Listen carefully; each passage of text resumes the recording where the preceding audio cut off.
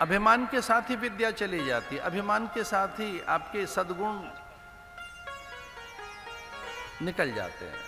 फिर आप में केवल अहंकार रह जाता है, केवल अभिमान। अभिमान आएगा तो विद्या चली जाएगी, विनय चली जाएगी, आप में से पवित्रता निकल जाएगी, आप में से वो एक दिव्य आकर्षण खो जाएगा।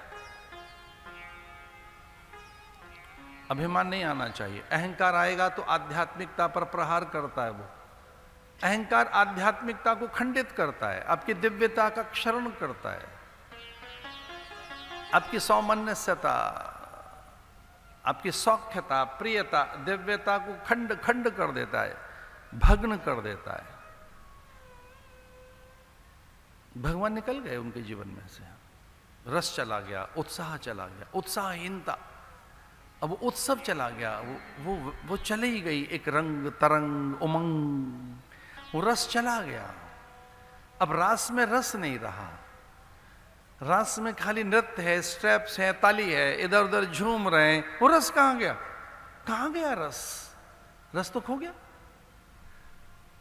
तो जब केवल ताली रह गई और केवल अंगों का झूलना रह गया, उन्हें लगा कि रास में से रस कहां गया?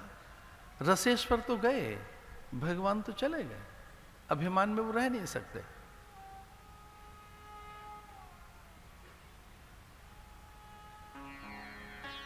तो विचार करने लगी गोपांगनाएं कि कुछ भूल तो हुई है हमसे, कुछ तो भूल हुई है हमसे, कि रस चला गया, उमंग गई, उत्साह गया, सहजता चली गई, भगवान ही चले गए जीवन में से। तो कोई मुझसे कहे कि भाग्यशाली दिन किसे कहें, तो मेरी दृष्टि में भाग्यशाली दिन वो है जब आपको अपनी भूल का पता लग जाए, आपको पता लग जाए कि आपसे भूल हुई है, चूक हुई है, कोई दुर्गुण जगा है आप में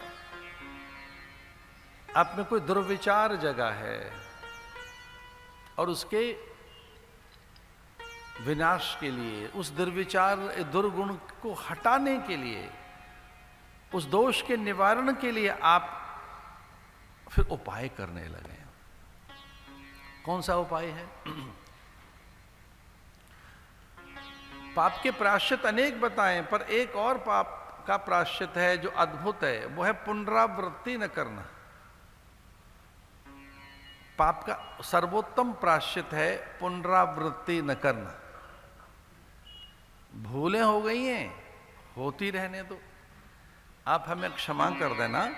एक बात कहनी थी, गलतियां करते रहते हो, करते रहो, करते रहना, उसी के लिए तो बने हैं, नहीं तो देवता बने होते। गलतियां करते रहना, लेकिन पुनरावृत्ति मत करना, रिपीट मत करना, दोहराना मत। एक बार हो जाए फिर मत करना, फिर उपाय करिए, उसके निवारण का साधन ढूंढिए। और ये बैठ गई, साधन ढूंढने लगी, और एकमात्र साधन है सिद्धि के लिए, एकमात्र साधन है परमात्मा की प्राप्ति के लिए, एकमात्र साधन है जीवन को उन्नयन और उत्थान की ओर ले जाने के लिए, एकमात्र साधन है जीवन के सारे शुभ योग जगाने के लिए, एकमात्र साधन है। जानते हो वो कौन सा है? सत्संग।